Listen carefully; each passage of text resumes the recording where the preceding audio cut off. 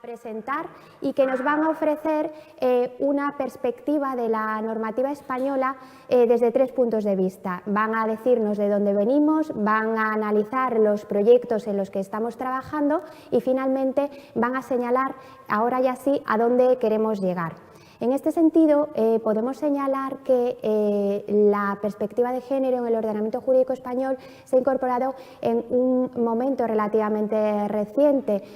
Como prueba de ello la encontramos en que la primera referencia que se realiza a la violencia de género está en la Ley 27/2003. Esta norma regula la orden de protección a las víctimas de la violencia doméstica. Se habla, por tanto, todavía aquí de violencia doméstica, pero en su exposición de motivos sí que se alude ya a la violencia de género, y lo que es más importante, señala que la violencia de género trasciende del entorno doméstico familiar y que constituye una lacra que afecta y que involucra y debe involucrar a toda la sociedad.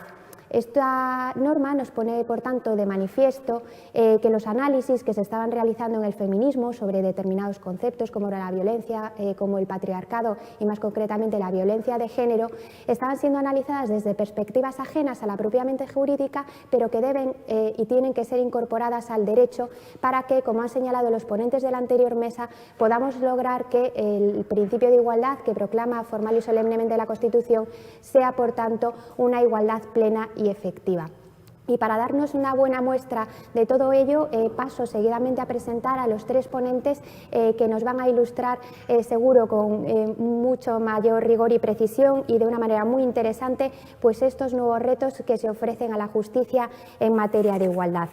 En primer lugar nos sigue en videoconferencia María Acale, que es catedrática de Derecho Penal en la Universidad de Cádiz, coordinadora del módulo de Políticas de Igualdad en el Máster Interuniversitario de Género, Identidad y Ciudadanía. Una de sus principales líneas de investigación es la de violencia de género y violencia sexual. En la actualidad es investigadora principal del proyecto Análisis Jurídico y Penal y Criminológico del Acoso Laboral generado en la universidad y también ha participado en la elaboración del anteproyecto de protección integral de la libertad sexual. Tenemos también a doña Victoria Rosell, que es licenciada en Derecho por la Universidad de Valladolid. Ingresó en la carrera judicial en el año 96 y desde el año 2001 tiene la condición de magistrada. Ha desarrollado diferentes puestos en la carrera judicial como titular de órganos jurisdiccionales en la Comunidad Autónoma de Canarias. Ha sido diputada en la 11ª legislatura, en la 13ª y en la 14ª y actualmente es la delegada del Gobierno contra la violencia de género. Finalmente tenemos al profesor Juan Alcoceba, que es licenciado en Derecho por la Universidad Carlos III, es especialista en mediación y negociación y máster en Derecho Público del Estado por dicha universidad. Es doctor en Derecho y premio extraordinario de doctorado. Imparte docencia de grado y posgrado en diferentes asignaturas relativas a Derecho Procesal, Penal y Derechos Humanos y es actualmente asesor en el gabinete del Ministro de Justicia. Además, destacaremos especialmente, y en eso consistirá su principal aportación, es vocal de la comisión redactora del nuevo anteproyecto de ley de enjuiciamiento criminal. Y ahora ya sí voy a dar paso en primer lugar a la profesora María Acale para que nos haga una primera exposición sobre las principales líneas dogmáticas y de investigación que nos encontramos en la materia. María, cuando quieras. Sí, pues muchísimas gracias. ¿Me escuchan y me ven, por favor? Sí, muy bien. Sí, ok, pues muchísimas gracias. Yo no tengo ahora mismo la pantalla por delante, pero confío en que me vayan dando pautas y me cedo en el uso del tiempo, porque me va a ser un poco complicado desde la oscuridad de esta pantalla. Muchísimas gracias, por supuesto, al Ministerio de Justicia por la oportunidad que me brinda de estar aquí esta mañana con ustedes en este fantástico programa que han sido capaces de organizar y de desarrollar y rodeada de personas de tanto porte como me siento en este momento. Yo voy a hacerles una referencia, histórica. Voy a hacer una referencia histórica porque es el tema que hemos consensuado entre los miembros de esta mesa a la evolución que ha sufrido el Código Penal y, en particular, la evolución que ha sufrido nuestro Código Penal en lo que a la regulación de los delitos contra la libertad sexual se refiere, porque es precisamente el origen, pues, de ese anteproyecto de ley del que luego la señora delegada del Gobierno, pues, nos ilustrará sobre las líneas fundamentales del mismo. Y quisiera comenzar resaltando un dato que, aunque parezca increíble, está ahí, y es que la libertad sexual, en torno a la cual giran todos los debates que se están suscitando estos días sobre la tramitación parlamentaria de ese anteproyecto, bueno, pues es un bien jurídico que, como tal bien jurídico, no lleva en el Código Penal tantos años. Es decir, hasta el año 1989 no existía, no se visibilizaba el bien jurídico libertad sexual dentro de nuestro Código Penal. Y ello con independencia de que desde el primero de los códigos penales de 1822 hasta ese momento de 1989, nuestros códigos penales sí que hacían referencias directas a comportamientos de contenido sexual. De tal manera que las referencias a los raptos, a las fuerzas, a las violencias contra otras personas, al honor y al deshonor o a los robos de las mujeres, así como a los bajos instintos que inspiraban a los autores de estas conductas, son constantes dentro de esa historia del derecho penal. Todo esto con independencia de que al mismo tiempo que se mantenían estas conductas, pues se castigaba en el delito de adulterio a la mujer que en el ejercicio de su libertad sexual, porque ella sí que ejercía su libertad sexual, decidiera mantener un acto de contenido sexual con un hombre que no fuera su marido, al que, como tal, patente de corso, nuestro ordenamiento jurídico le permitía la posibilidad de darle muerte a ella y a su amante al coste de una mera pena de destierro. No fue, como les decía, hasta 1989 cuando se visibiliza la libertad sexual, se elimina el concepto a la honestidad, que hasta entonces servía de paraguas para hacer referencia a todas estas conductas, y a partir de ese momento se lleva a cabo un proceso de, por una parte, descriminalización de conductas que habían dejado de tener sentido y de criminalización de otras nuevas que tenían que servir para proteger ese bien jurídico libertad sexual, ese nuevo bien jurídico que, como les digo, nace con nombre propio en el año 1989. Muchas reformas que se han ido llevando a cabo no han conseguido de ninguna manera eliminar esa visión del delito de violación, que es fundamentalmente al que me quiero referir, desde un punto de vista genitalizante, hasta tal punto que más o menos se asocia la violación pues con la violación de la vagina y más tardíamente también de la violación o del ano o de la boca. Bueno, pues ahí está, ¿no? Mucho dio de sí, mucho dio que hablar ese delito de violación, y mucho sigue a día de hoy, ¿no? En este año 2021 en el que nos encontramos. Bueno, pues a partir de la reforma, de esa reforma que se llevó a cabo del Código Penal en 1989, la violación fue entendida como un delito que exigía la conjunción de una serie de elementos, ¿no?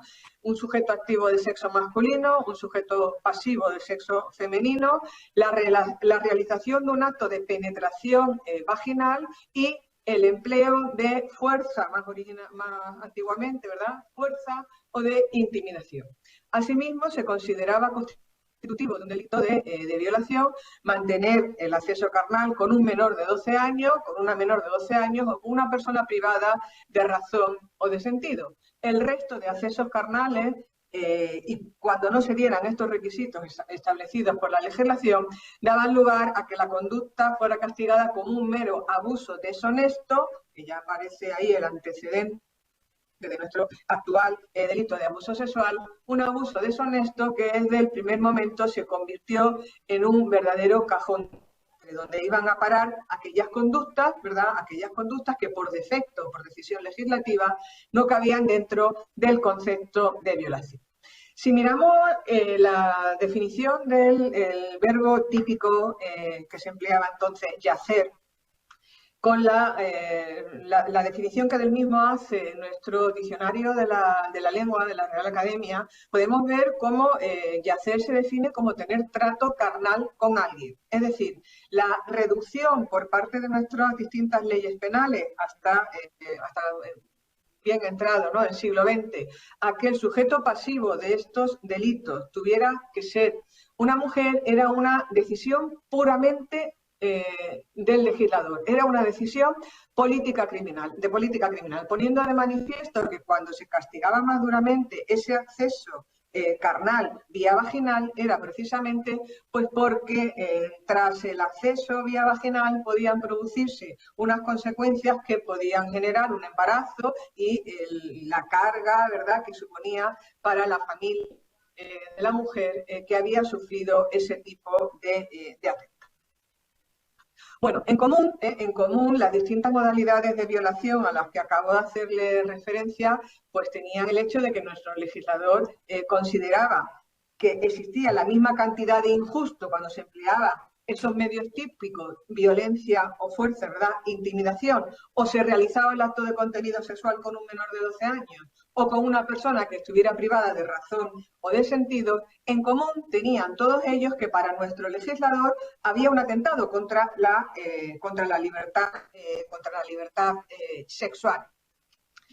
La equiparación por parte de las distintas reformas del Código Penal no impidió que a efectos puramente pedagógicos y sin ninguna intención, ¿verdad?, sin ninguna intención de discriminar la valoración o desvaloración inherente a la regulación de ese delito, pues un sector de la doctrina, de la clásica doctrina penalista, empezó a distinguir lo que entendía que era una violación en sentido estricto, en sentido propio, de otras violaciones de prevalimiento, entendiendo con violación en el sentido estricto, en sentido propio, aquellas en las que se empleaba la violencia o la intimidación, relegando al ámbito de las violaciones de prevalimiento aquellas otras en las que se llevaba a cabo el acto sexual con una menor de 12 años o con una persona privada de razón o de sentido.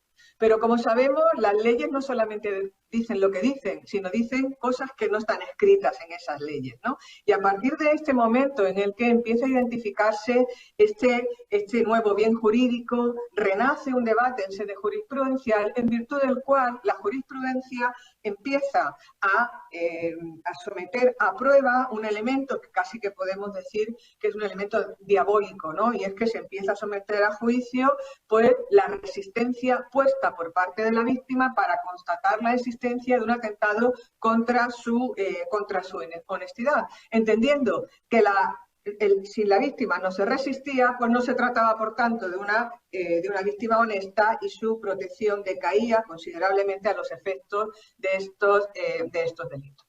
Esto obligaba, ¿no? Esta regulación pues venía a poner de manifiesto, bueno, pues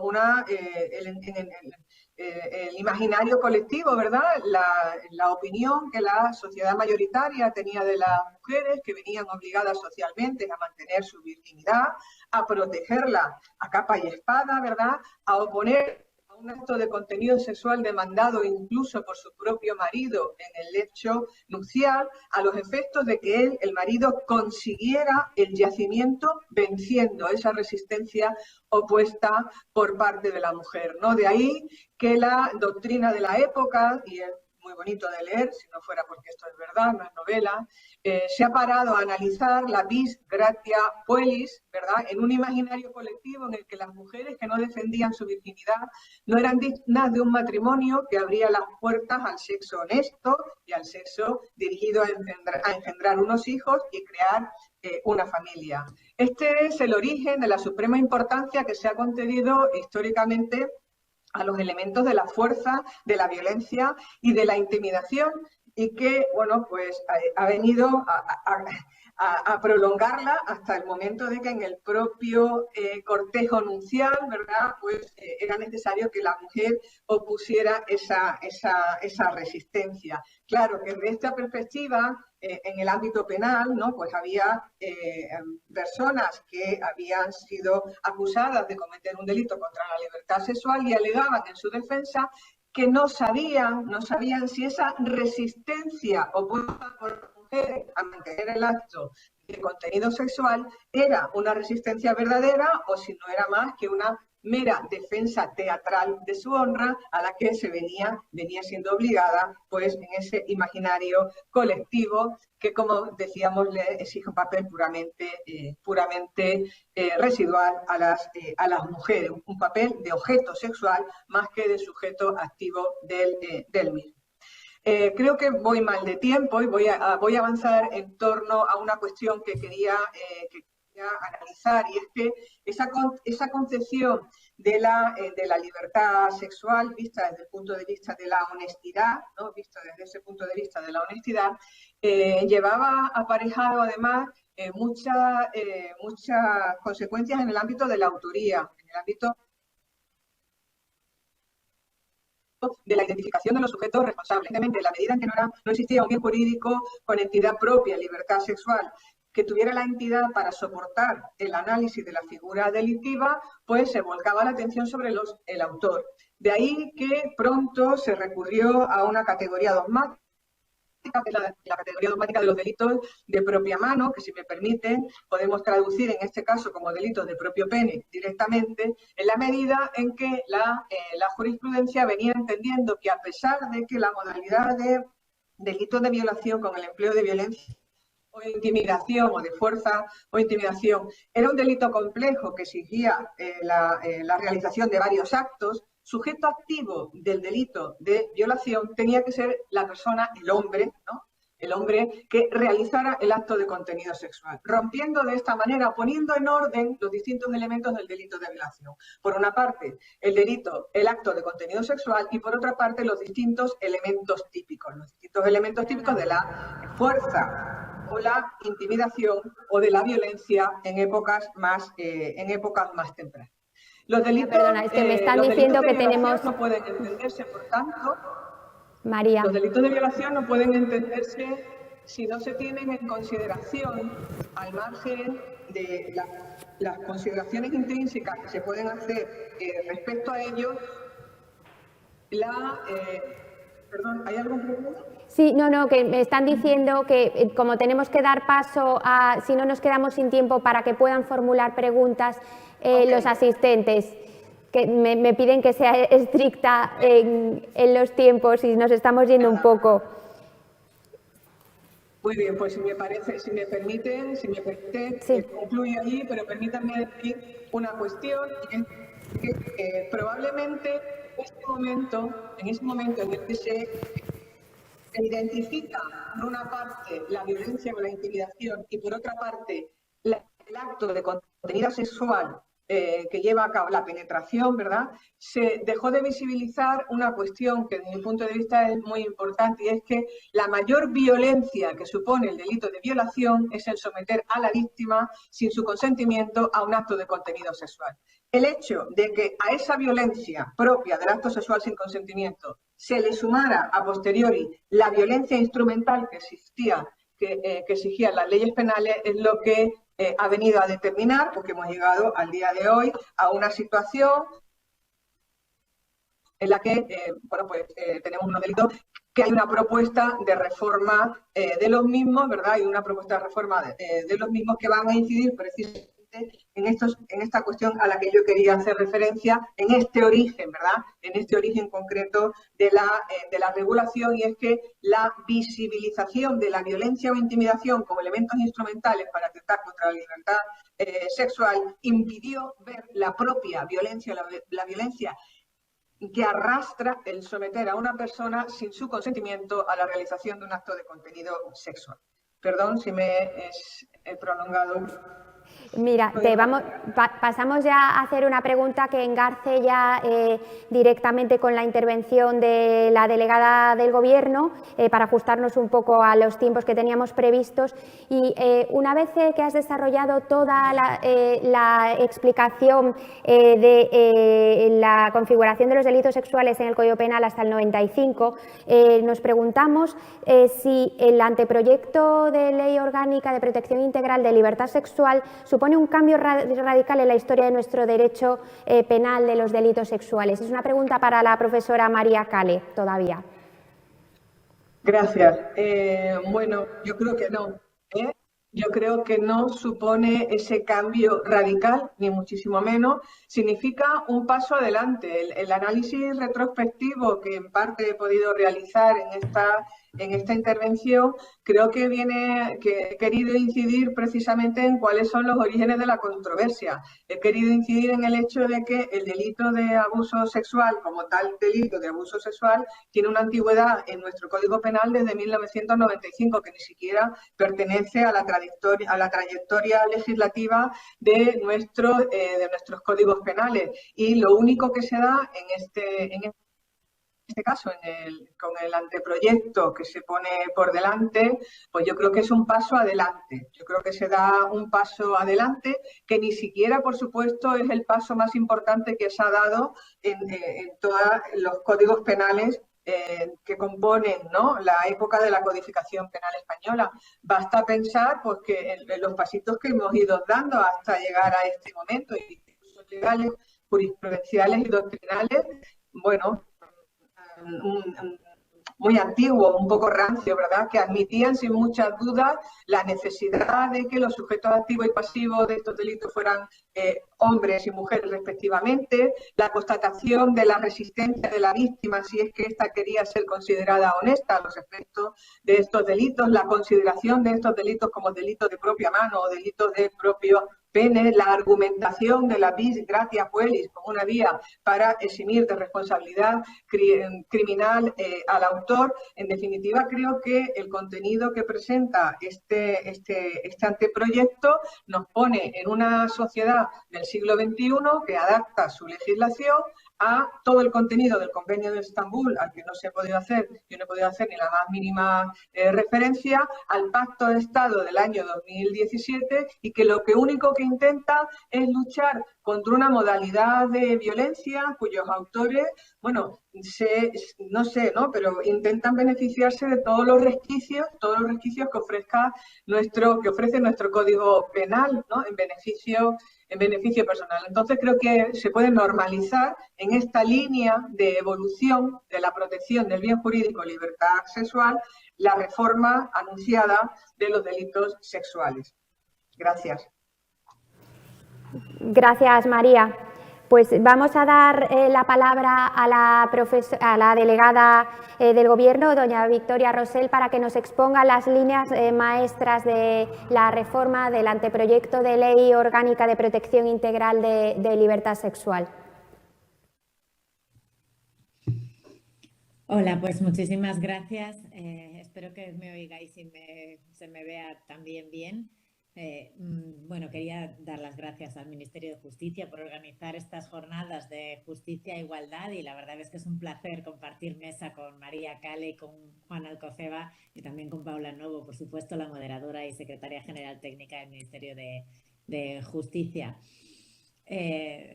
Bueno, la verdad es que no puedo empezar sin recordar que el 2 de marzo ha habido otra última víctima asesinada, la cuarta por violencia de género, la cuarta de este año 2021 y la número 1082 de 2003, y el primer menor huérfano por violencia de género de este año, el número 305 desde 2013. Y esto engarza con lo que queremos hablar de la violencia de género no circunscrita a la pareja o expareja, y la específica, que es la violencia sexual. Me viene muy bien que María haya situado de dónde venimos en el terreno penal, porque yo también quería situar de dónde venimos en el terreno social, digamos, la realidad a la que esta ley quiere dar respuesta. Y esta realidad se nos ha puesto de manifiesto de nuevo con más ítems relativos a la violencia sexual que en las macroencuestas anteriores. En la macroencuesta de 2019, que se presentó el 10 de septiembre de 2020 en el Ministerio de Igualdad, y que también es una operación estadística, la principal sobre violencia de género en España, y además, bueno, con la delegación del Gobierno contra la violencia de género reconocida como autoridad estadística tanto por Eurostat como por el propio Plan Estadístico Nacional juntamente con el INE. Somos las dos únicas oficinas, el Instituto Nacional de Estadística y la delegación. ¿Y qué dicen esta realidad de estos datos? Bueno, pues que la violencia de género, la violencia machista, la que ocurre por ser mujeres o afecta desproporcionadamente a las mujeres, no solo es una violencia estructural. El 57,3% de las mujeres residentes en España mayores de 16 años manifiestan haber sufrido algún tipo de violencia física, psíquica, sexual, o económica o emocional. Más de 11.600.000 mujeres, sería extrapolando el dato. Fuera de la pareja, la violencia física o sexual alcanza un 6,5% de las mujeres, serían 1,3 millones de mujeres. El 3,4% en la infancia, serían 700.000 niñas. Y violadas un 2,2%. Esto extrapolando el dato a la población femenina mayor de 16 años residente en España serían 450.000 mujeres. Por primera vez se ha preguntado por el acoso sexual. Afectaría al 40,4%, más de 8.200.000 mujeres y a un 18,5% en la infancia. Y sus consecuencias, bueno, pues en el 70% hay consecuencias psicológicas, el 23% de quienes sufren discapacidad y han sufrido esta violencia la achacan a esta violencia de género y al 21% les causa bajas laborales y escolares. Además, la violación multiplica por 6 los pensamientos de suicidio.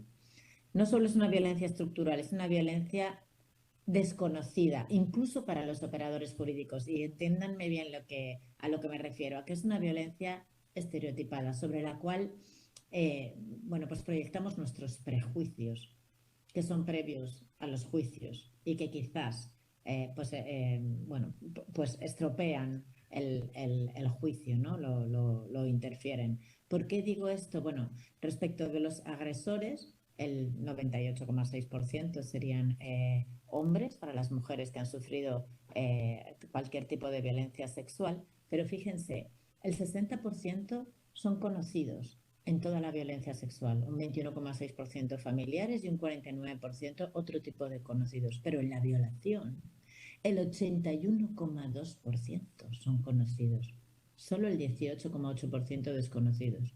La frecuencia en el 50% se da más de una vez y el lugar, el 44,2% sucede en una casa, pero cuando se trata de violación, no de tocamientos, un 59% sucede en casa. Entonces, tenemos una respuesta hasta ahora legal, penal, puramente penal, a una violación, a una violencia sexual que consideramos un suceso extraordinario, que sucede solo una vez, en caso de que suceda, cuando se denuncia, que tiene lugar por un desconocido en un descampado. Y resulta que es una violencia estructural, es una violencia cotidiana combinada con otras violencias que mayoritariamente cometen conocidos o personas en el ámbito relacional de la mujer y mayoritariamente sucede en casa, y esto ha de condicionar la respuesta legal. Hay que legislar sobre los datos, hay que hacer políticas públicas sobre la realidad a la que se quiere dar una respuesta, y a esto responde el anteproyecto. Además, hay que tener muy en cuenta que es una violencia muy silenciada, que sin violencia de género, casi limitada a pareja o expareja, no en el sentido del Convenio de Estambul, casi 3 de cada 4 no pide ayuda formal. En violencia sexual, solo el 8% de las víctimas denuncia. El 8%. Cuando hablamos de datos de interior, de datos de justicia, estamos dejando fuera el 90%. Se suma solo, o sea, alcanza solo el 11,1% cuando no solo tiene que denunciar ella, sino cualquier otra persona o institución. Pero como sabemos, es condición de procedibilidad, salvo en menores o personas con discapacidad o con capacidad modificada judicialmente, es condición de procedibilidad la denuncia previa. Entonces, cuando se nos cuestiona por qué el anteproyecto de ley orgánica de garantía integral de la libertad sexual tiene esta estructura tan similar a la ley orgánica 1/2004 de violencia de género y hace referencia pues, a soluciones laborales, funcionariales, a cuestiones económicas, Claro, si enfocamos desde otro, este nuevo conocimiento de la realidad de la violencia sexual como una violencia de género también estructural, también silenciada y también estereotipada, entonces creo que se entiende mejor, porque hay gente que dice, ¿para qué necesitas una violación? Movilidad laboral, suspensión del contrato de trabajo, movilidad funcionarial, acceso prioritario a vivienda, a determinadas ayudas. Pues por esto, porque no es el estereotipo, no es el prejuicio, es el juicio lo que tiene que predominar. Por eso los principios rectores de esta ley, después hablaremos más de la parte penal, pero en esta primera parte, por eso los principios rectores son los de derechos humanos, la diligencia debida del Estado, son derechos de la víctima y deberes del Estado y un enfoque de género que se define exactamente como en Beijing. Habla de las políticas de igualdad y del empoderamiento de las mujeres y de las niñas y de la atención a la discriminación interseccional y múltiple, ¿no? Cuando se cruzan las discriminaciones o los factores añadidos de discriminación consistente, como sabemos, en raza, en nacionalidad, en discapacidad, en orientación sexual o identidad sexual o de género, en cuestiones de salud, en cuestión de migraciones, en situación regular o irregular. El artículo 3, y esto creo que se ha conocido poco, establece que esta ley se aplicará a las víctimas de violencia sexual que se encuentran en España con independencia de su nacionalidad y de su situación administrativa o de residencia, y además a las españolas en el extranjero, en los términos del artículo 50 de la propia ley. Y ya después los distintos títulos se refieren, pues, el primero a la mejora de la investigación y producción de datos, el segundo a la sensibilización en los ámbitos educativo, sanitario, social, en los ámbitos digital y de la comunicación, que quedaron fuera del Pacto de Estado y cuya prevalencia estamos estudiando ahora en los adolescentes es realmente preocupante, en el ámbito publicitario, en el ámbito laboral, de administración pública y castrense. El título tercero se dedica específicamente a la formación y especialización de los profesionales con responsabilidad directa tanto en la prevención como en la atención. El título cuarto a la asistencia integral, especializada y accesible. Aquí se mencionan los centros de crisis 24 horas, que son servicios públicos interdisciplinares para las víctimas y sus familiares o entorno. Y respecto a las víctimas menores de edad, al sistema de Children's House, que es básicamente que el niño o niña no pena por las instituciones, sino que la institución va a la infancia, que es el centro de la intervención. El título quinto, pues a la especialización de fuerzas y cuerpos de seguridad del Estado, y el sexto al acceso y obtención de justicia, con la previsión de especialización de las unidades de valoración forense integral y medidas judiciales de protección, previendo el reconocimiento forense conjunto y sin demora, la recogida de muestras biológicas no condicionada a la denuncia previa, que se podrá interponer después. Y otras previsiones, no quiero pasarme del tiempo, sobre las oficinas de atención a las víctimas, la protección de datos, la asistencia en el exterior, y ya después el título séptimo sobre el derecho a la reparación, que incluye por primera vez la de reparación integral, física, psicológica, moral, de la dignidad, y la reparación social y la reparación simbólica. Es para todas las administraciones públicas, no exclusivamente para el derecho penal, ¿no? Y esto bebe de fuentes, bueno, pues más de la tradición de la Corte Iberoamericana de Derechos Humanos que del propio Tribunal Europeo, de nuestra jurisprudencia, pero tenemos que hacerlas compatibles. Y por último, el título octavo, pues medidas de aplicación efectiva en cuanto a la estructura institucional, a la coordinación y a la evaluación de la aplicación de esta ley, que nos parece algo muy importante, así como una estrategia nacional. Y sin embargo, de todo esto, después de lo que y en lo que vamos a entrar a continuación en el debate, pero realmente lo que se ha entresacado, nos ha pasado lo mismo que con la Ley Orgánica 1/2004, que ha sido la parte penal. Y la parte penal, bueno, pues desde luego está sujeta a debate. Son estas disposiciones finales que también inciden en la ley de enjuiciamiento criminal, en la penitenciaria, en la de publicidad, en el Código Penal Militar, pero que no son la solución, ni tampoco pueden ser el único prisma de un derecho de un Estado que sería muy autoritario si fuera esto el centro de sus políticas y no la prevención, la atención y la reparación integral. Muchas gracias. Muchas gracias, Victoria. Es muy interesante el enfoque que has hecho basado en los datos. pero dado el debate que hay en la prensa entre los operadores jurídicos, pues nos vemos obligados a preguntarte sobre los dos temas estrella, el papel del consentimiento en el nuevo modelo y cuál es el fundamento, por qué se suprime en el anteproyecto la figura de los abusos sexuales. Bueno, es que la pregunta contiene quizá un poco también la respuesta, ¿no? El papel del consentimiento en un nuevo modelo es lo que conlleva que desaparezca o se suprima la figura del abuso sexual en la reforma. La regulación del consentimiento obedece al artículo 36 del Convenio de Estambul, a las últimas recomendaciones del gremio que recibimos en fecha tan señalada como el 25 de noviembre de 2020 y que decía a España que prosiguiera en el camino de definir la violación por la ausencia de consentimiento y no por los medios comisivos de fuerza, violencia o intimidación.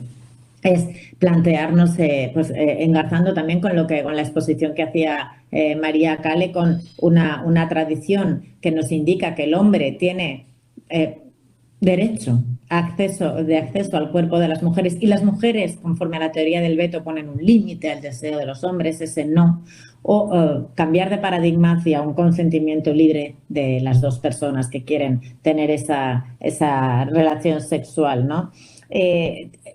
El derecho, ni siquiera el penal, está dirigido a los operadores jurídicos, no se nos dirige ni a la carrera judicial, ni a la acusación, ni a la defensa, sino a toda la sociedad, también al potencial agresor, a quien hay que decir que si no tienes un sí, pues no es un acto consentido, es una agresión sexual, ¿no? También podríamos haberla llamado ley de igualdad sexual, porque los hombres ya reconocemos que tienen libertad sexual, pero las mujeres tienen que consentir en mantener esa relación sexual y en los términos en los que se debe producir. Entonces, habiendo revisado ya con María perfectamente, un poco falta de tiempo, pero de dónde venimos, ¿no?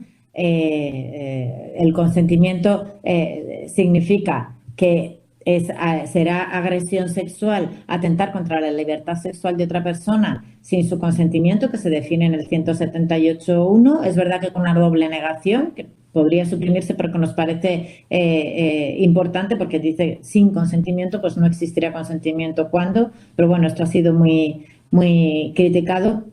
Y cuando no pones el acento en la violencia o intimidación, quitas esa diferencia entre agresión y abuso, que efectivamente no bebe de nuestra tradición, que ya sabemos que era violación con penetración y cuando no, estupro.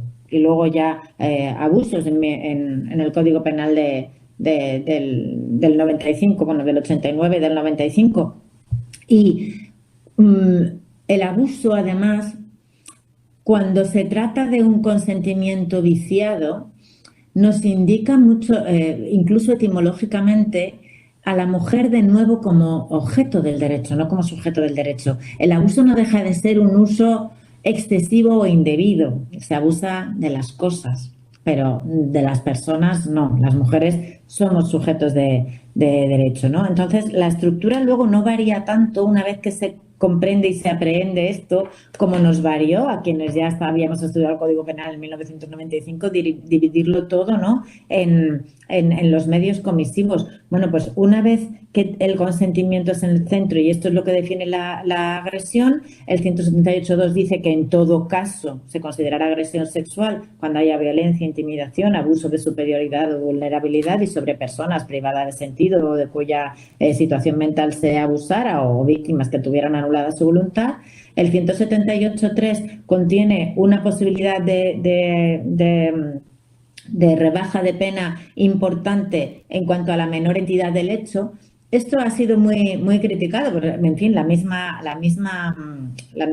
dicción literal tiene el 368 con el narcotráfico, valorar judicialmente la menor entidad de derecho, pero recordemos que es que las comparaciones penológicas que se han hecho en modo tabla tienen el problema de que estamos recorriendo toda la escalera penológica desde el abuso considerado de menor entidad hasta el actual abuso, hasta la mayor agresión. Y entonces, esta posibilidad tiene, pues efectivamente, creo que determina poca confianza en la judicatura y en la fiscalía cuando se dice que es demasiado abierta. Bueno, pues que la menor entidad de derecho ha de poder valorarse y, sin embargo, bueno, no puede concurrir con las agravantes específicas del 180 que siguen siendo, bueno, pues el grupo, la violencia de extrema gravedad y otras nuevas importantes como el ser o haber sido esposa o relación equivalente. Yo creo que se define mejor el prevalimiento de superioridad y de parentesco y la anulación de la voluntad habiendo suministrado sustancias, etcétera. Y después ya, bueno, pues hay otros delitos que no son específicamente la agresión y el abuso, que creo que conforman un esquema mucho más claro basado en el consentimiento, y que una vez que integremos y que interioricemos, digamos, este cambio de paradigma, lo que no tendría sentido sería sin consentimiento seguir hablando de abuso. Todo es agresión, es esa violencia sexual esencial de la que hablaba María, sobre la cual hemos proyectado otra violencia o intimidación. Y sí que, por último, dado su proliferación en diversos informes, sí que me gustaría aclarar, en cuanto a las normas de concurso, que el 194 bis, que es aplicable a todo el título octavo, como cualquier disposición común, sí que prevé la norma concursal de penar por separado cualquier tipo de violencia o de atentado, de daño, contra la vida, la integridad física, la integridad moral, la salud o los bienes de la víctima o de un tercero. Muchas gracias. Gracias, Victoria. Al hilo de lo que señalabas, existen más reformas penales que estos dos temas centrales que son más mediáticos o más debatidos. ¿Nos podrías ilustrar con alguna de las otras reformas penales que se contienen en el anteproyecto? Sí, voy a intentar hacerlo sin tomar velocidad y tono de opositora, que veo que se me está poniendo, porque es que es muy difícil resumir en este tiempo, pero sí que me gustaría reseñar algunas otras normas penales. Bueno, los artículos 83, en las disposiciones generales, en el 83.2, que sabéis que prevé para la suspensión de la pena, de la ejecución de la pena de prisión, determinados deberes, entre ellos los programas formativos, pues también serían aplicables a los delitos contra la libertad sexual, al matrimonio forzado y mutilación genital femenina, y a trata de seres humanos, y a los delitos cometidos por los motivos del agravante del 22.4. También me parece importante, fuera de este título octavo, el 172 bis, apartado 4, que dice que en las sentencias de matrimonio forzado se hagan también las declaraciones sobre, no solo sobre responsabilidad civil, sino también sobre nulidad o disolución del matrimonio, en las que corresponda respecto a afiliación y alimentos de los hijos. El 172 ter lo reformamos el stalking, que en la macroencuesta, partiendo también de los datos, afectaría al 15,2% a más de 3 millones de mujeres residentes en España mayores de 16 años y a un 3,7% en la infancia, con menos de 15 años. Se ha, yo creo que definido mejor en cuanto a que no se incrementan las penas, pero sí se rebaja la exigencia de gravedad. Sabéis que exige actualmente que altere de forma grave la vida cotidiana de las mujeres, de las víctimas, y se queda definido como igual en el sentido de que acose a otra persona llevando a cabo de forma insistente y reiterada, sin estar legítimamente autorizada, las conductas siguientes, pero de esta manera altere de cualquier modo el desarrollo de su vida cotidiana. Creemos que estaba siendo notoriamente de escasa aplicación el acoso por exigir una alteración de la vida cotidiana de una gravedad excesiva, cuando el acoso ha incluido criminalísticamente algunas actuaciones, como el suplantar la identidad de la mujer en una página de contactos, que respecto del agresor puede incluso constituir un solo acto o pocos actos, pero cuya incidencia en la vida de la mujer, en el desarrollo cotidiano de su vida, pues es notable. En el 173.1, el del trato degradante o la tortura, se añade a la persona jurídica con una pena de multa y la posibilidad, conforme al artículo 66 bis, de las penas del 33.7 B a G, en el informe del Consejo Fiscal nos dice que con esta dicción se incluiría el acoso inmobiliario. Sí, pero nos parece que precisamente tiene mucho sentido que, incluyendo a las personas jurídicas, aunque es verdad que la ley es de libertad sexual, no haber excluido el acoso inmobiliario, que parece que es especialmente proclive a que lo cometa una empresa y no una persona particular. Y quizás terminar con dos artículos, el 173 y el 443. El 173 ha incluido lo que se está denominando acoso callejero, pero no está limitado a la calle, ¿de acuerdo? Es en cualquier espacio público o privado. Tiene la misma pena que las vejaciones leves, o sea, estaríamos hablando de este rango de penas del 173.2, y sería dirigirse a otra persona con expresiones, comportamientos o proposiciones de carácter sexual que creen a la víctima una situación objetivamente humillante, hostil o intimidatoria, sin llegar a constituir delito de mayor gravedad. Y por otro lado, frente a quienes dicen que con esto se criminaliza el piropo, bueno, pues se mantiene el último párrafo de la perseguibilidad por denuncia de la persona agraviada o de su representante legal, y creo que ya es hora de plantearnos que si a una mujer o a una víctima algo le crea una situación objetivamente humillante, hostil o intimidatoria, el que tiene el problema es quien lo denomina o quien lo considera piropo. Y por último, ya, bueno, pues como juez de servicios especiales, pero también de control de CIE, cosa que hemos sido pocos jueces en España todavía, pues no puedo dejar de señalar la reforma del artículo 443, que, como sabéis, solo preveía la solicitud sexual de una persona sujeta a su guarda por parte de un funcionario de instituciones penitenciarias o de centros de menores, a los que hemos añadido pues el Centro de Protección y Reforma de Menores, el Centro de Internamiento de Personas Extranjeras o cualquier otro centro de detención o custodia, terminando con lo que yo entiendo que era un espacio de impunidad pues especialmente grave en nuestros tiempos, y sobre todo desde el punto de vista de la diligencia debida del Estado. Gracias. Muchísimas gracias, Victoria.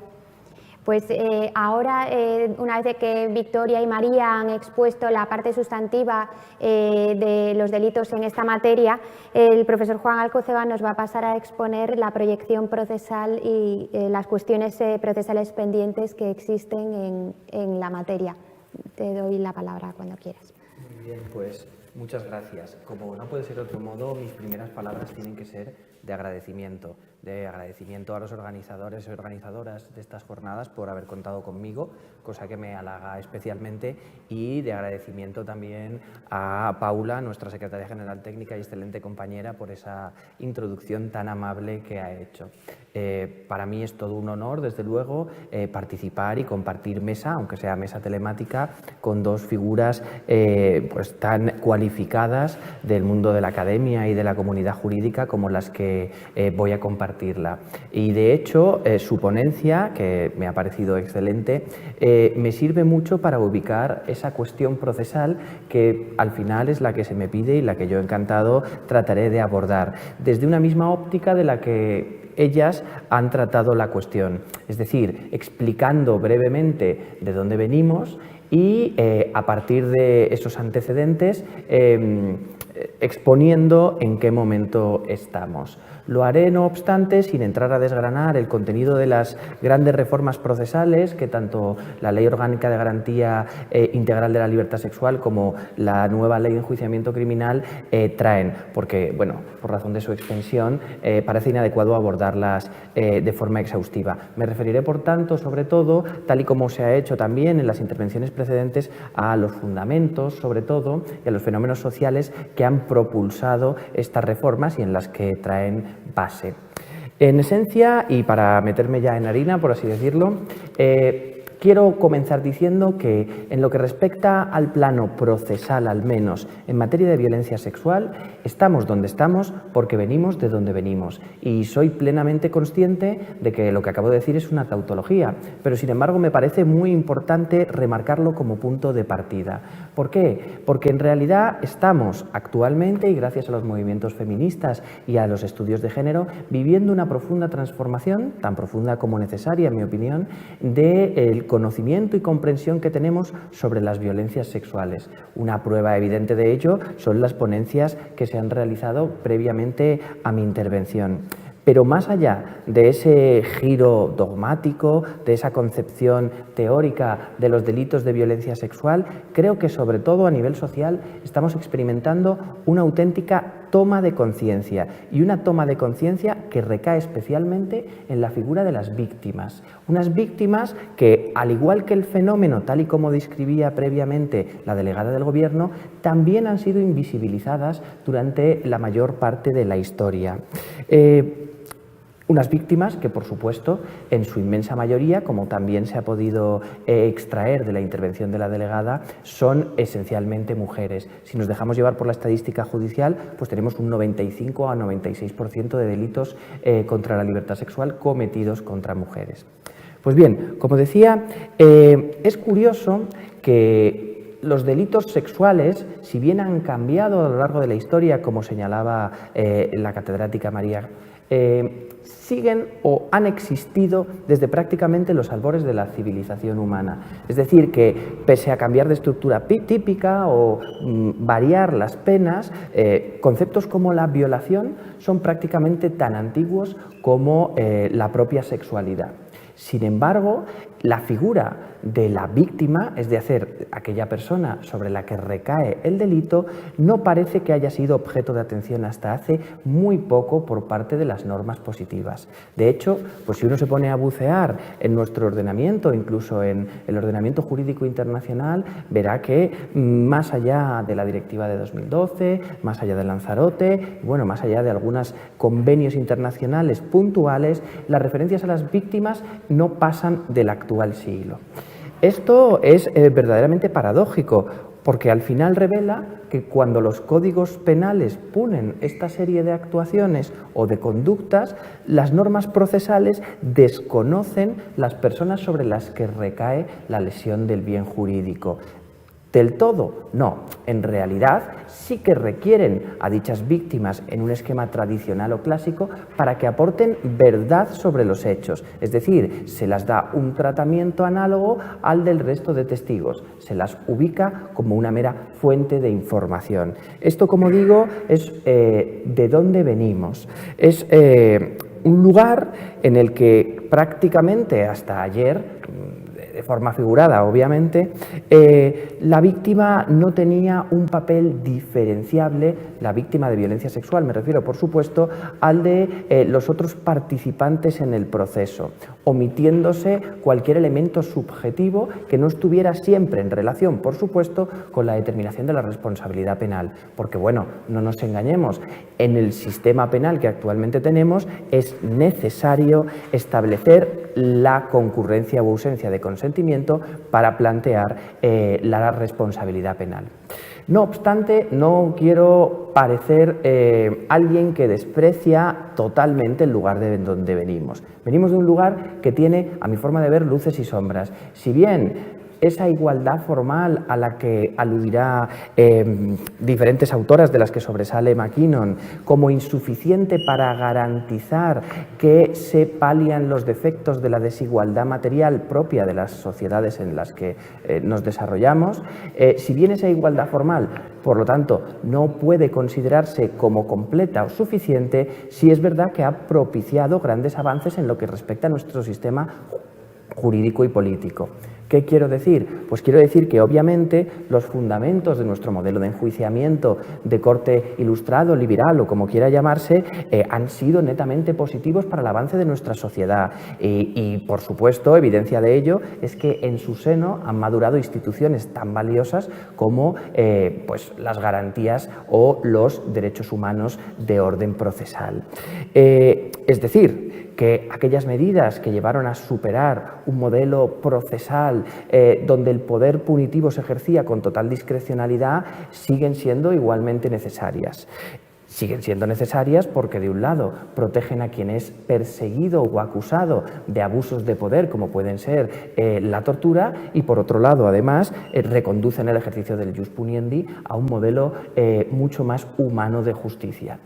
No obstante, no quiero ocultar, o creo que no debe ocultarse, el hecho de que esas garantías pueden, en ciertas ocasiones, generar tensiones ante la emergencia de un nuevo paradigma, del paradigma en el que se pone claramente en valor a esa víctima tradicionalmente invisibilizada. Y lejos de suponer tales tensiones un elemento negativo, creo que señalan una clara evolución de un sistema donde la invisibilización de la víctima ha causado indignación popular, y esa indignación popular se ha traslucido en la necesidad de replantearnos lo que hay. Siempre que uno se replantea lo que hay, pasa a entrar en fricción con aquello que, bueno, viene. En este sentido, no quiero como tal dar una visión negativa de la situación actual, sino más bien compleja, porque de un lado tenemos, allí de donde venimos, un sistema garantista para con el acusado, y del otro la necesidad de incorporar una víctima invisibilizada al marco del proceso. Estas fricciones, como digo, son, a mi forma de ver, el motor de la evolución de un proceso que debe seguir incorporando finalidades. Y bueno, no quiero alargarme más del tiempo, así que con esto concluyo lo que era la contextualización del tema. Muchas gracias, Juan.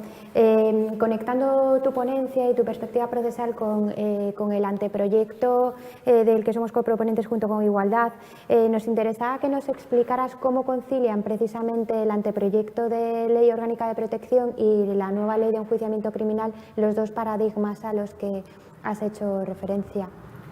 Bueno, pues creo que efectivamente ambas normas son un reflejo de ese ánimo de conciliar de dónde venimos, o dicho de otro modo, el paradigma o modelo de proceso liberal ilustrado con esta nueva sensibilidad social en relación con las víctimas, las mujeres víctimas de violencias sexuales.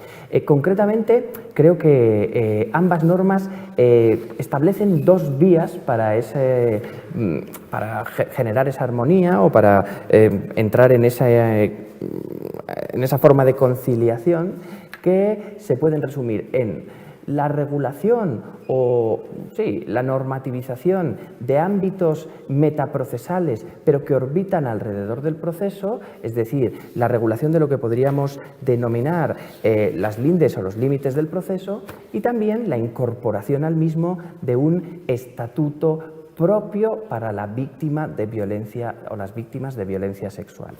En relación con la primera vía, la de abordar un ámbito que hasta ahora había sido también desconocido por parte de nuestro ordenamiento jurídico, y es el ámbito de todos aquellos espacios o actuaciones periféricas al proceso penal, que no son estrictamente proceso penal, pero que tienen una importancia capital en cómo vive la víctima su participación en este proceso. Creo que es de señalar que, por ejemplo, las etapas iniciales, previas incluso a la judicialización de la causa, en las que la persona que se ha visto agredida sexualmente o ha visto agredida su libertad sexual se remite a las autoridades para poder transmitir los hechos, son cruciales. Y de hecho, un estudio recientemente publicado por la Universidad Carlos III en coordinación con la Universidad Autónoma y la Universidad de Burgos revela que el momento en que la víctima tiene el primer contacto con la institución es donde mayor revictimización se produce. Este momento es, en sentido estricto, metaprocesal, o dicho de otra forma, escapa a la norma procesal en sentido estricto. Sin embargo, como digo, tiene un enorme valor a la hora de conformar un sistema integral de garantías para a las víctimas de violencias sexuales, normalmente, como digo, mujeres. Generar espacios amables donde las personas que reciben lo que se denomina en la doctrina clásica la notitia criminis tengan una capacitación específica para poder tratar a estas víctimas, y hacerlo a veces en lugares paralelos a la propia institución, son elementos que se han revelado esenciales, aunque, como digo, no tengan esa naturaleza estrictamente procesal. Creo que esta vía, la vía de generar un sistema de atención a la víctima desde un primer momento que supera los lindes del propio proceso, se recoge especialmente bien en la Ley de Garantía Integral de la Libertad Sexual. También se recoge, y me gustaría señalarlo, en otra serie de iniciativas relacionadas con políticas públicas que no no son estrictamente políticas de justicia, pero que resultan especialmente importantes. Me refiero, por ejemplo, a la creación de puntos violetas, ¿verdad? O a el desarrollo de Rape Crisis Center o casas, lugares distintos, en cierta forma paralelos, ajenos a la institución, pero donde ésta puede recibir esa información sobre las agresiones sexuales sin que la víctima o las víctimas se vean expuestas a los déficits que actualmente se puede presentar en el trato con esa institución pública. Porque, bueno, no nos engañemos, la necesidad y la conveniencia de iniciativas como los puntos violetas o los centros de crisis de violación o agresión sexual, lo que revelan es que tenemos que seguir avanzando en el acomodo de nuestro sistema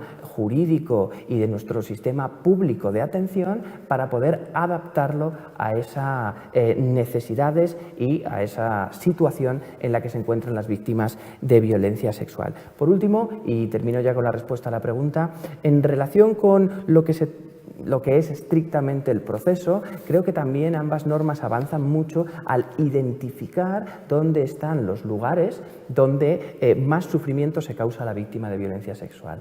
Es también consabido, y muchos estudios, todos recientes, porque como digo, por desgracia, estamos ante una realidad que había permanecido oculta, es consabido que una de las cuestiones que más hacen sufrir a las mujeres víctimas de violencia sexual es el hecho de tener que repetir en numerosas ocasiones la declaración sobre su experiencia y hacerlo además ante diferentes personas y lugares donde muchas veces esas personas son plurales.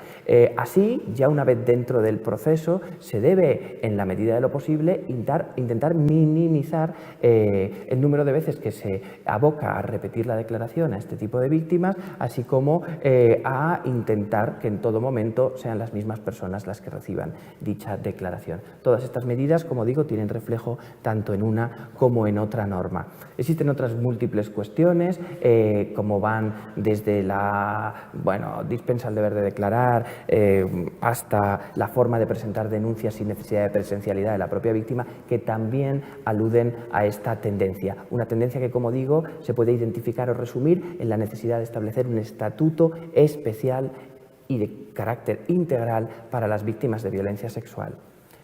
Muchas gracias. La duda o la cuestión fundamental que surge a raíz de tu exposición es quizás si este nuevo paradigma o este nuevo estatuto de la víctima del que hablas puede afectar a las garantías procesales clásicas que hasta ahora estaban establecidas. Bueno, en mi opinión, no afecta si se consigue conciliar, ponderar de una forma acertada y proporcional.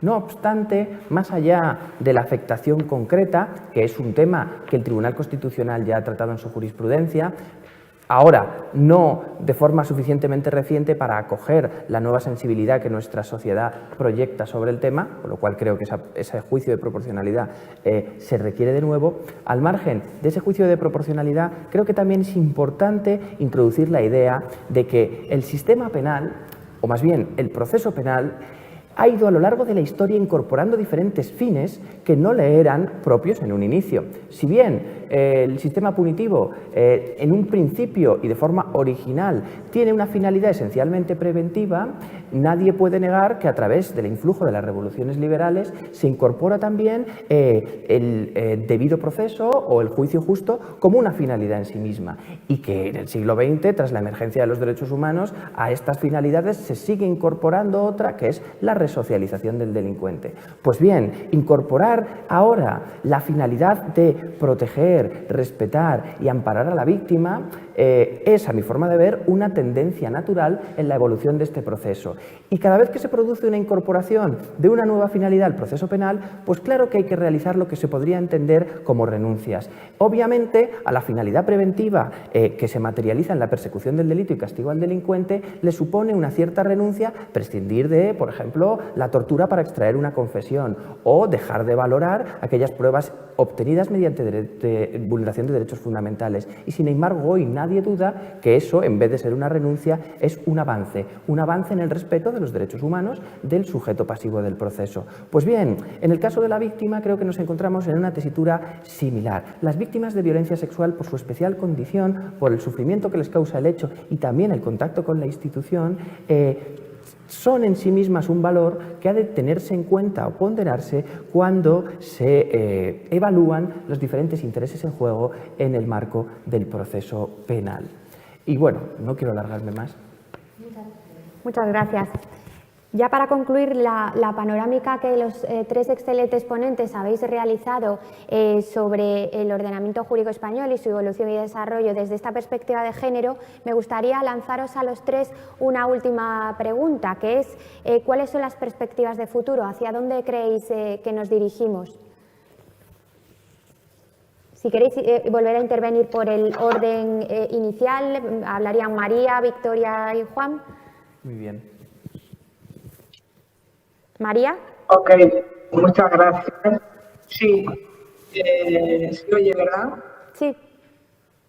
Sí, que muchísimas gracias. ¿Hacia dónde vamos? Bueno, pues yo creo que tenemos que ir hacia adelante, ¿no? Tenemos que ir hacia adelante, no podemos ir hacia atrás y en ese camino hacia adelante yo veo un camino en el que a través de las distintas reformas que están en marcha se garantice la libertad sexual de hombres y de mujeres, ¿no? Es un camino que tenemos que andar conjuntos y yo creo que el ordenamiento jurídico tiene que dar los pasos idóneos para no dejarse a ninguna víctima en el camino, ¿no? Y por tanto, bueno, creo que se puede avanzar en esta línea con una reforma de nuestro Código Penal que ponga en valor precisamente no ya solo el bien jurídico libertad sexual, sino el ejercicio seguro de la libertad sexual, ¿no? Que es una evolución, una línea de evolución, yo diría, no sin ningún sobresalto, pues teniendo en consideración los pasos que hemos venido dando dentro de nuestro ordenamiento jurídico. Entonces, ¿hacia dónde vamos? Yo quiero ir hacia el futuro, yo quiero mirar hacia adelante y quiero un país que garantice la libertad sexual de todas las personas, de hombres y de mujeres. Muchas gracias. Gracias, María. Victoria. Pues sí, realmente específicamente dirigido a la judicatura, a la fiscalía, a lo que denominamos operadores jurídicos, creo que tenemos que sacar no una mala sensación de la evidencia de ser una puerta estrecha y a veces una puerta cerrada para algunas víctimas, en particular las más vulnerables, las migrantes en situación irregular. Bueno, pues muchas de estas víctimas que acuden en lugar de a la policía y a la justicia, pues a los servicios sociosanitarios y muchas que no acuden a ningún sitio. Que ahí el Estado tiene que ser proactivo en salir a la búsqueda de esas víctimas de violencias sexuales o de violencias por razón del género, por ser mujeres en general. Entonces, creo que sí que tenemos muchos espacios de mejora muy concretos en la parte que no me ha dado tiempo a exponer y que a mí me ha dado esta óptica, el pasar de ser magistrada de juzgado de instrucción, además de guardia,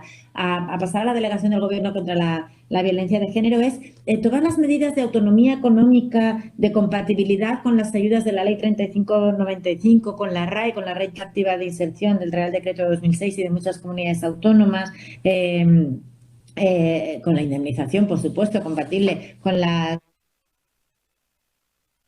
sentencias judiciales, con esa financiación que prevé la Ley de Libertad Sexual de un fondo compuesto por la ejecución de bienes y ganancias decomisadas por delitos del 127 bis, que sirva especialmente a la inserción laboral, también de víctimas de trata de seres humanos y de explotación sexual, la mejora de la prestación de orfandad, que contendrá también a los niños y niñas víctimas de feminicidio sexual, no solo cuando el padre es el agresor, que es lo que pasa en la violencia de género.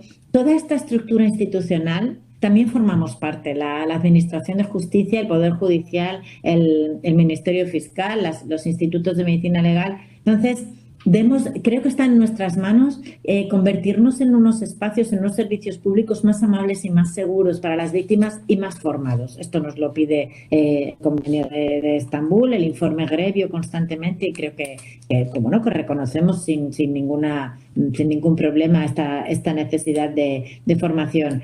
Pero contribuyamos a ser coordinadamente, a dar esa información correcta a las víctimas, incluso por comunidades autónomas, conozcamos los centros de acogida, conozcamos los servicios que hay. Reunámonos, aunque no sé si a través del propio Centro de Estudios Jurídicos, que sé que está en esta línea, todo el Ministerio de Justicia, en coordinación también con la delegación. Reunámonos secretarios o secretarias letrados de la Administración de Justicia, coordinadores con los gobiernos autonómicos que tienen mucho que decir en esto, y no les digamos a las víctimas: tienes derecho a lo que dice la ley, como citamos a los agresores diciendo: si no comparece le parará el perjuicio a que haya lugar en derecho. Digámosles exactamente qué es eso. Eso parece mentira, pero creo que incrementaría notablemente el bienestar, la seguridad jurídica, la buena atención. Establezcamos una estructura coordinada con el tercer sector, con quienes están ahí a pie de calle. No queramos escuchar nosotros desde una manera, desde un atril, digamos, privilegiado a las víctimas. La inmediación no tiene que suponer necesariamente contar, como acaba de describir perfectamente Juan, una vez tras otra ante distintas administraciones, toda tu mochila de maltrato, de violencia sexual, y mucho menos en el caso de los niños y niñas, ¿no? El sistema de Children's House o de Barnhouse escandinavo ha demostrado su eficacia no solo en el bienestar de los menores, que ya sería suficiente razón, sino también en la eficacia de su testimonio, en su integridad y en su mayor eficacia respecto de congruencias, de compatibilidades, y tenemos creo que apostar por esas vías en una justicia pues más moderna y realmente más útil para la ciudadanía y en especial para las víctimas. Bueno, pues yo coincido, tampoco quiero alargarme mucho, coincido plenamente con lo que se ha dicho. Creo que, bueno, retomando un poco el plano puramente procesal y de tratamiento a las víctimas, estamos ante ese despertar, es decir, venimos de prácticamente nada hace un par de décadas y hoy nos esforzamos por garantizar cuanto menos seguridad y respeto a las víctimas que quieren o que necesitan la cobertura de la institución pública y que aportan y deben aportar al proceso para dirimir la responsabilidad de sus agresores. Sin embargo, creo que esa seguridad y ese respeto no son suficientes, sino que son producto de esta etapa incipiente en la que nos encontramos de toma de conciencia. Si proyectamos a nivel conceptual lo que, a mi forma de ver, debería ser el proceso penal del futuro en relación con el tratamiento de las víctimas de violencia sexual, creo que a la seguridad y el respeto habría que añadir un acompañamiento, una escucha, un apoyo, una serie de elementos que las propias víctimas ponen de manifiesto como sus necesidades, me refiero casi siempre o siempre a las víctimas de violencia sexual, y que hoy pues no llegamos a cubrir, pero ya estamos siendo capaces de identificar. ¿Y cómo se consigue esto? Bueno, yo obviamente no tengo la clave, me gustaría tenerlo, creo que es un esfuerzo colectivo el que nos tiene que llegar a articular las medidas concretas que permitan alcanzarlo, pero lo que sí que creo es que es necesario adaptar el régimen jurídico a las especificidades de las víctimas, lo cual es muy difícil porque, claro, por un lado tenemos tipos de víctimas según delitos y también tenemos las condiciones concretas y puntuales de las víctimas. Aún así, creo que este es el futuro de un proceso penal donde la reparación, el acompañamiento y la figura de la víctima en general sea un eje central tal y como nos proponemos. Y por último decir que esto ya se cumple en otros sectores como es el ámbito sanitario. La medicina del futuro se plantea como una medicina personalizada donde el tratamiento se deduce de la estructura genética del paciente. Bueno, pues para mí el proceso penal del futuro en relación con las víctimas debería ser un proceso que es capaz de adaptarse a esas circunstancias. Muchísimas gracias. agradeceros doblemente vuestras magníficas ponencias y el hecho de que podamos formularos ahora las preguntas que nos han hecho llegar los asistentes vía redes sociales, especialmente Twitter. O sea que os voy a formular algunas. En función del contenido de vuestras ponencias os la dirigiré a uno u otro, pero sin perjuicio que si queréis añadir algo a lo que diga otro de los ponentes podáis decir lo que consideréis. Por haber quedado incompleta la exposición de María, se la dirijo a ella. María, nos preguntan si con las reformas actuales estaríamos alineados con las exigencias del Convenio de Estambul. Sí, pues precisamente si miramos, si le pasamos el escáner del Convenio de Estambul a ese anteproyecto, veríamos que efectivamente uno de los objetivos que se alcanza es adecuar el contenido del ordenamiento jurídico español a esas previsiones, ¿no?, que nos comprometimos a alcanzar con la firma o la ratificación de ese convenio. La regulación del delito de violación, tal como hace el Convenio de Estambul, es como queda en el anteproyecto que está tramitándose. ¿En qué sentido? Bueno, pues que se pone el acento en la falta de consentimiento por parte de la víctima y no se focalizan los medios comisivos que emplee el autor para llevarlo a cabo, que yo creo que es el punto esencial de ese anteproyecto, y creo que en ese sentido, no solamente en el ámbito del delito de violación, en el stalking, por ejemplo, con esa modificación que se propone, dejar de tener en cuenta la creación de ese resultado para la víctima, poniendo el énfasis en el comportamiento persecutorio por parte del autor, también es consecuencia de las previsiones establecidas en Estambul. El hecho de que en los matrimonios forzados se hagan previsiones a las consecuencias civiles del matrimonio. Bueno, yo creo que si pasamos ese escáner de una vez por todas, nos ponemos al día con la vanguardia del derecho penal europeo, y que estamos obligados desde el momento de esa ratificación. ¿Os gustaría añadir algo a alguno de vosotros? Pues voy a formularle ahora una pregunta que esta ya es más de derecho positivo, se la formularía a Victoria. Nos preguntan si con esta reforma se combate la alarma social que provocó en su momento el uso de sustancias en locales de ocio, tipo burundanga u otras de análoga naturaleza, y la inseguridad que generaba para las víctimas. Bueno, la alarma social es un concepto que ya deberíamos desterrar de nuestro acervo jurídico, como para porque se analiza de una manera un poco etérea, cuando no sesgada, para tomar decisiones. Pero sin embargo, en el sentido de la pregunta, sí que es cierta. Que es cierto que causó muchísima inseguridad, y creo que acierta plenamente en los casos en los que estamos pensando cuando decimos que el abuso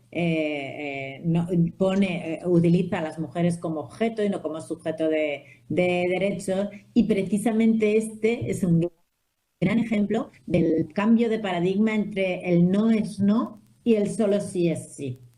El no es no tendría el paradigma, digamos, el ejemplo que lamentablemente tenemos todas en la cabeza, de la víctima de la manada de Pamplona, ¿no? Que sí, ahora todo el mundo se reconoce la intimidación ambiental porque así lo establece el Tribunal Supremo, pero recordemos que venía de una condena con abuso con voto particular absolutorio, que hablaba de regocijo y jolgorio, y de 2 votos de abuso y 1 de agresión en el Tribunal Superior de Justicia de Navarra. Una víctima de 5 hombres en un portal, a la que se le reconoce por fin esa intimidación ambiental, aunque se le preguntó recurrentemente en el juicio si dijo no, si se resistió, y se le puso muy en duda y muy en riesgo por determinados medios de comunicación y determinados sectores sociales negacionistas y realmente crueles. Que, por cierto, otra de las normas de las que se está hablando poco es la prohibición de difundir la identidad de la víctima, no solo de menores o personas con discapacidad, sino también de las víctimas de delitos sexuales en los juicios y la prohibición de realizar preguntas sobre antecedentes sexuales, salvo en este caso, obviamente, que la presidencia del tribunal las estime imprescindibles, ¿no? O necesarias y pertinentes. Pero el otro ejemplo, al hilo de la pregunta, sería efectivamente el de la manada de Manresa de víctima inconsciente o el de esas otras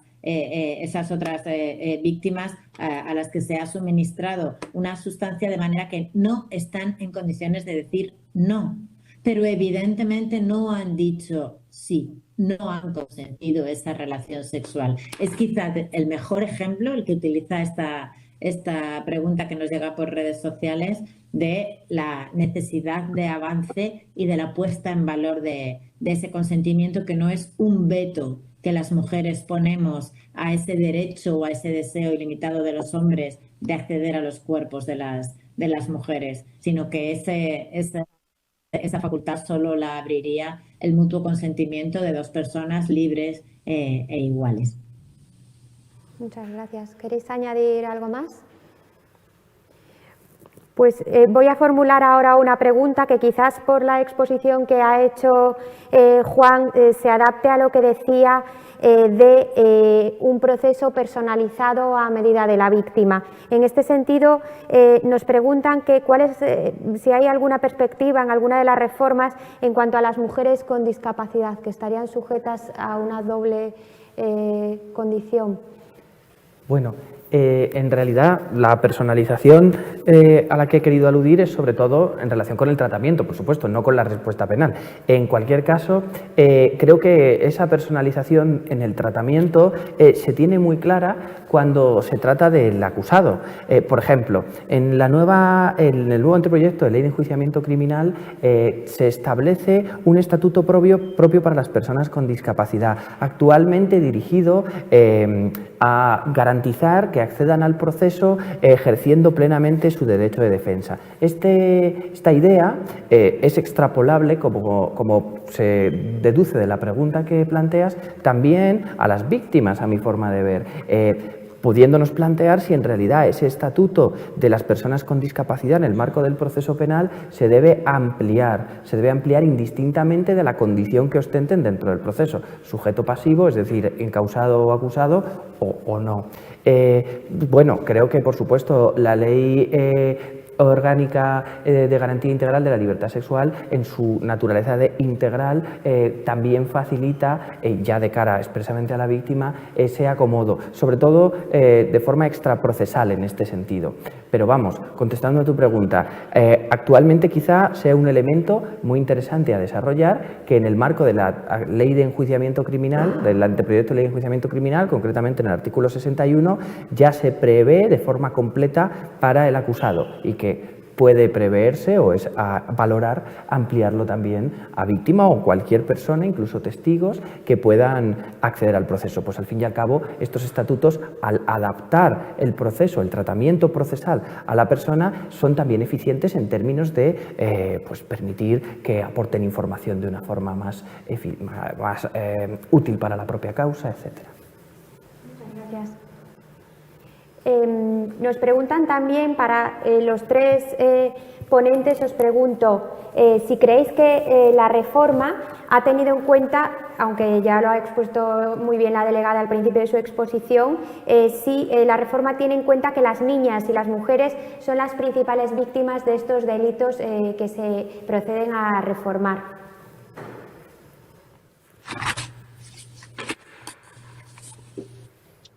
Victoria, si te parece, yo creo que es una pregunta que puedes contestar perfectamente.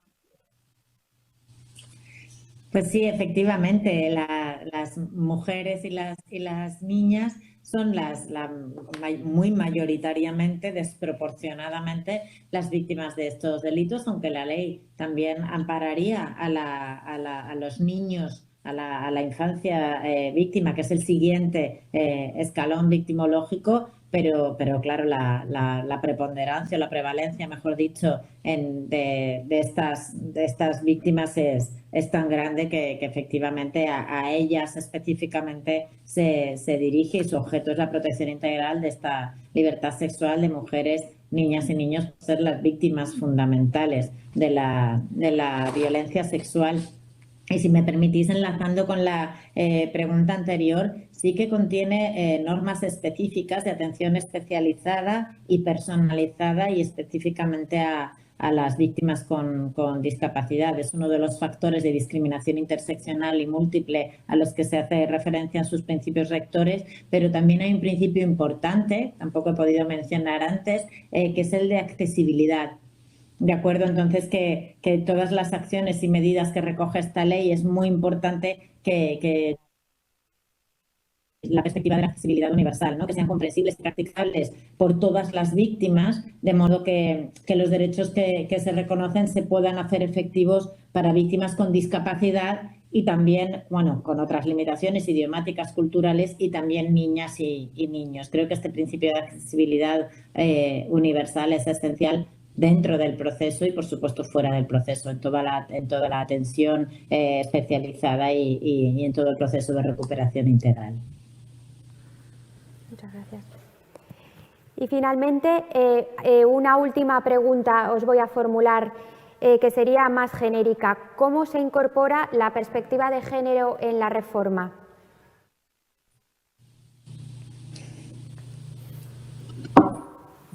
¿Cómo se incorpora la perspectiva de género en la reforma? Pues yo creo que la perspectiva de género se incorpora desde un punto de vista teórico en la letra de la ley, teniendo en consideración pues que se aborda el fenómeno de la violencia sexual teniendo en cuenta que es el reflejo del discurso, esa violencia sexual que sufren las mujeres es el discurso masculino sobre el uso del cuerpo de las mujeres como objeto de placer sexual para esos hombres, ¿no? Entonces, partiendo desde este punto de vista, pues se lleva a cabo toda una articulación de distintos mecanismos dentro del código que lo que pretenden precisamente es visibilizar esa perspectiva de género. En este sentido, por ejemplo, la cuestión tan discutida en torno a la equiparación entre el delito de agresión sexual y de abuso sexual tiene la finalidad, escuchábamos esta mañana ahora a Pilar cuando hacía referencia a las sentencias del Tribunal Supremo que entienden que la diferencia entre esa intimidación o esa intimidación ambiental y el prevalimiento es muy sutil, ¿no? Bueno, pues precisamente para evitar que poner el acento en una sutileza como es la diferenciación entre la intimidación ambiental y el prevalimiento en unos delitos que afectan fundamentalmente a las mujeres y que causan un efecto de revictimización como el que hemos visto y acaba de recordarnos la señora delegada del Gobierno, pues probablemente a partir de estas premisas es como se ha dotado de contenido a ese anteproyecto, lo que no significa vulnerar la carga de la prueba ni actuar en contra del principio de presunción de inocencia, porque todos los que estamos hablando, todas las personas que estamos hablando aquí, somos juristas y sabemos de qué es lo que estamos hablando. Pues no sé si quieres añadir algo más, Juan. No, yo esencialmente creo que con la reforma, no sé, creo que en ambos textos la perspectiva de género está tácitamente incluida, sobre todo porque, como he dicho antes, tienden a evidenciar, a hacer aflorar un fenómeno social que ha recaído en su inmensa mayoría, desgraciadamente, sobre las mujeres y que y que por desgracia viene siendo invisibilizado. Por lo tanto, creo que el mismo motivo, el motor o germen de las normas está ya impregnado, sobre todo de la norma de protección integral de la libertad sexual, de esa perspectiva de género. Pues muchísimas gracias a los tres. ¿Así? Ay, perdón. Sí, claro. Sí, Victoria. No, perdona, Paula, que si me permitías, solo quería añadir que el enfoque de género que no es ninguna ideología, ni siquiera es una sensibilidad, es conocimiento y es un método científico de conocimiento, como sabemos, que fundamentado en la comprensión de esos estereotipos y prejuicios y relaciones de género, ¿no? En sus raíces y en sus consecuencias en la aplicación de la ley. Por eso yo invierto parte del tiempo en hablar de datos y de un prejuicio que nos cuesta reconocer, pero que una vez conocido lo que hace es incrementar nuestro conocimiento y nuestra posibilidad de impactar positivamente sobre una realidad que quizás no es la que atiende a nuestro prejuicio previo. Muchísimas gracias. Gracias nuevamente a los tres por la magnífica exposición que habéis realizado, por habernos ilustrado acerca de estos dos importantísimos proyectos, tanto para el Ministerio de Justicia, obviamente, para el Ministerio de Igualdad, pero para todo el país, que permiten dar un paso más en la protección de las mujeres y para lograr esa igualdad efectiva que todos queremos y deseamos y que constituye esto, por tanto, un paso más para conseguirla. Muchísimas gracias a todos.